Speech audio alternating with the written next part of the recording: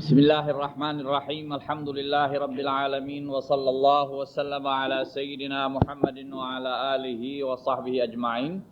Alhamdulillah, selamat kita bertemu dalam pengajian kita pada malam ini. Oleh kerana pelajaran kita hanya tinggal 2 kali saja lagi sebelum kita menyambut bulan puasa. Jadi saya kira biarlah saya penuhkan waktu yang 2 kali ini dengan menerangkan perkara yang berhubung dengan ibadat puasa kita. Maka hari ini kita masuklah dalam bahagian hukum-hukum yang bersangkutan dengan ibadah puasa kita. Yang pertama sekali ialah syarat wajib puasa. Syarat wajib puasa itu 4. Yang pertama Islam, yang kedua baligh, yang ketiga berakal, dan yang keempat berdaya mengerjakan puasa. Jadi orang yang tidak berdaya mengerjakan puasa ialah sama ada orang itu barangkali dalam keadaan musafir, dalam perjalanan, mungkin dia tak dapat mengerjakan puasa kerana perjalanannya itu, maka dia bolehlah mengqadakkan puasa yang tidak dipuasakannya dalam bulan Ramadan itu, diqadaknya pada hari lain. Ini sesuai dengan firman Allah Subhanahu wa taala, "Wa man kana minkum maridan," dan siapa di antara kamu yang sakit, au ala safarin, ataupun dalam pelayaran. Dan begitulah juga orang yang sakit, yang tak dapat puasa, maka bolehlah dia qadakkan saja pada hari yang lain. Sebab Allah Subhanahu wa taala tidak memberatkan sesuatu jiwa itu melainkan sekadar kemampuan jiwa itu. Amma orang yang sihat, orang yang tak ada apa-apa alasan, tak ada apa-apa sebab berbuka pada siang Ramadan, walau dia qada setahun pun tak sama dengan sehari bulan Ramadan. Itu dengan nas hadis Nabi sallallahu alaihi wasallam. Barang siapa itu maksud hadis, barang siapa yang meninggalkan sehari dari puasa Ramadan, walau dia qadakkan sepanjang tahun pun tidak dapat mengambil tempat sehari dalam bulan Ramadan. Amma yang uzur, yang sakit, yang tua tak larat nak puasa lagi, maka dia bayar sajalah fidyah. Ini sesuailah dengan firman Allah Subhanahu wa taala yang meringankan atas orang yang musafir, atas orang sakit. Begitu jugalah perempuan yang mengandung. Dan perempuan yang mengandung ini tengok pula keadaannya. Kalau dia mengandung, dia tak boleh puasa kerana khawatir dirinya bahaya, maka kita kata perempuan ini kena qada sajalah. Kalau yang dia khawatirkan dirinya. Tetapi kalau yang dia khawatirkan anaknya, misalnya bagi dirinya boleh puasa, tak ada apa-apa, tapi barangkali doktor menasihatkan atau ada orang yang tahu mengatakan pada dia, awak kalau puasa mungkin sesuatu berlaku pada kandungan awak ni. Jadi dia takut nak puasa kerana takut terjejas kandungan anak yang dikandung itu. Jadi dia tak berpuasa kerana takutkan anak, maka dia kena qada dan fidyah.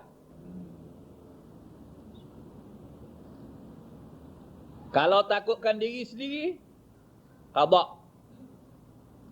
Kalau takutkan anak tu sesuatu, kena qada dan fidyah. Dan kalau dua-dua, diri pun dia khawatirkan, anak pun dia khawatirkan, qada saja, tidak ada fidyah. Bila campur diri, qada saja. Pasal apa pula kerana anak ni mesti fidyah? Kalau kerana diri tidak fidyah? Kerana diri awak sendiri, awak tahu boleh puasakah, tak boleh puasakah, awak sendiri tahu, awak boleh rasa. Tapi kalau anak, awak tak rasa. Jadi dikatakan bahaya yang kena pada diri itu awak boleh rasakan, maknanya macam awak yakinlah, saya sendiri tahulah saya boleh puasa ke tak boleh puasa. Yakin. Tapi anak tu sangkaan, zon, disangkakan. Sebab awak tak rasa sendiri bahaya. Semua orang cakap, tapi kuat sangkaan awak, kemungkinan tu ada. Kena bayar fidyah. Dan yang bayar fidyah tu siapa yang bayar? Bapak dia. Bapak budak, suami lah. Sebab ini tanggungjawab dia. Awak tuntutlah dengan dia. Masuk dalam bahagian nafkah. Fidyah awak yang awak tak dapat puasa kerana anak tadi. Dan kalau kerana diri awak pun, pasal mengandung, fidyahnya dia bayar. Suami wajib bayar. Isteri tak puasa. Pasal apa? Mengandung. Ya. Jadi, kalau mengandung kerana diri, tak ada kena fidyah lah. Ini tak ada pasal apa-apa. Ya. Tapi kalau kerana anak, bayarlah fidyah, diambil daripada nafkah suami itu. Yang diberikan oleh suami itu masuk dalam bahagian nafkah. Jadi, itulah yang dikatakan syarat berkuasa. Ya, mampu. Dan ini berbezalah dari seorang ke seorang. Awak sendiri tahulah. Awak mampu ke tak mampu ke awak sendiri tahu. Tak payah nak rujuk pada orang. Awak sendiri boleh tentukan. Cuma kalau nasihat tabib itu, nasihat doktor itu dipakailah nasihat. Ya. Kemudian itu syarat wajib. Syarat sahnya pula ialah Islam. Tahu membezakan sesuatu, yakni anak yang umur 7-8 tahun boleh disuruh dia puasa. Dan kalau dia puasa, sah puasa je. Dan bapaknya dapatlah pahala menyuruh dia puasa. Dan hukumnya samalah macam sembahyang, disuruh. Kalau dia tak nak, dimarah. Kalau sudah 10 tahun lebih, dipukul. Tetapi, tengok keadaan anak tu. Dalam soal puasa, tengok keadaan anak.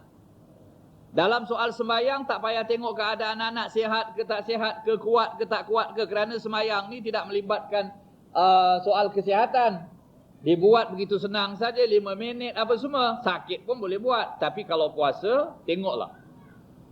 Kalau anak itu misalnya kita nampak ini budak memanglah ada penyakitnya ke atau tak larat puasa, badannya sakit ke apa, kurus ke begitu, kita tak usahlah pukul. Marah sajalah. Tapi jangan dibiarkan.